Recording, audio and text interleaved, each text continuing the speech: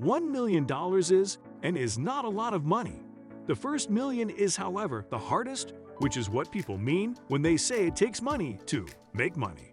Once you make the first million, your money starts doing the hard work. So let's get those $1 million.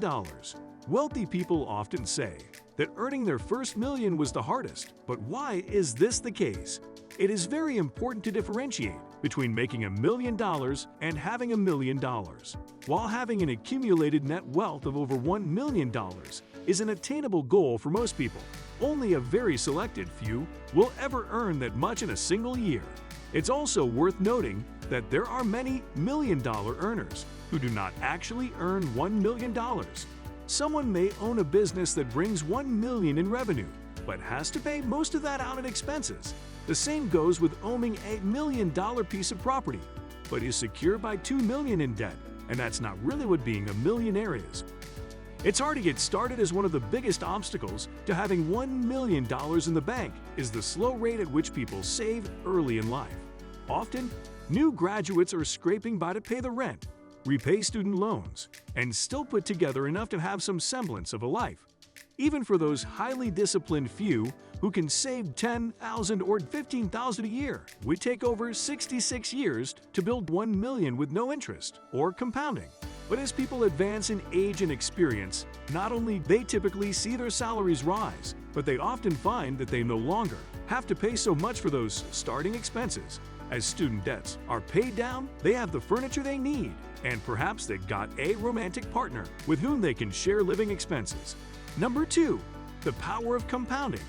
One of the reasons that the first $1 million is so hard is that it is such a large amount of money relative to where most people begin. In a simple way, to go from $500,000 in assets to $1 million requires a 100% return, which is a level of performance that is very hard to achieve in less than 6 years. The same applies from $1 million to $2 million. But the next million after that requires only 50% growth, and then just 33%, and so on. That's how compounding works. In fact, many wealthy people just live off the interest that they receive from a source of income-generating assets like ETF and real estate. Number 3. Extra wealth means extra options.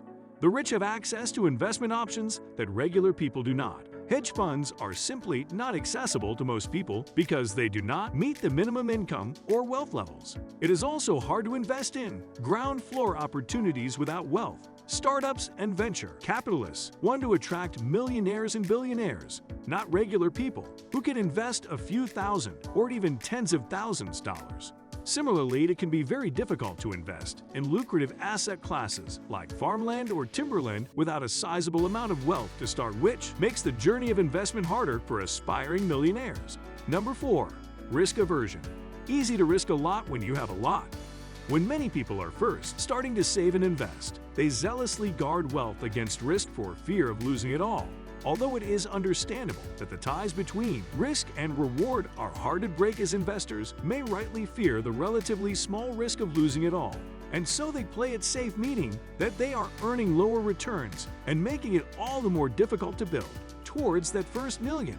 Conversely, once people have enough wealth that they feel comfortable and not particularly vulnerable to an economic downturn or bear market, they'd often take bigger risks. Not all wealthy people invest this way, like Warren Buffett is a famous example of a wealthy and very conservative investor, but many of them often do it. The bottom line? There is no point in minimizing the fact that it is hard to build that first $1 million of wealth, but just because something is difficult is no reason not to try.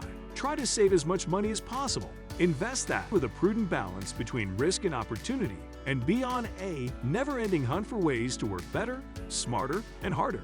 After all, the rewards are there to be won, and figuring out how to make the second $1 million is a problem that is certainly worth having.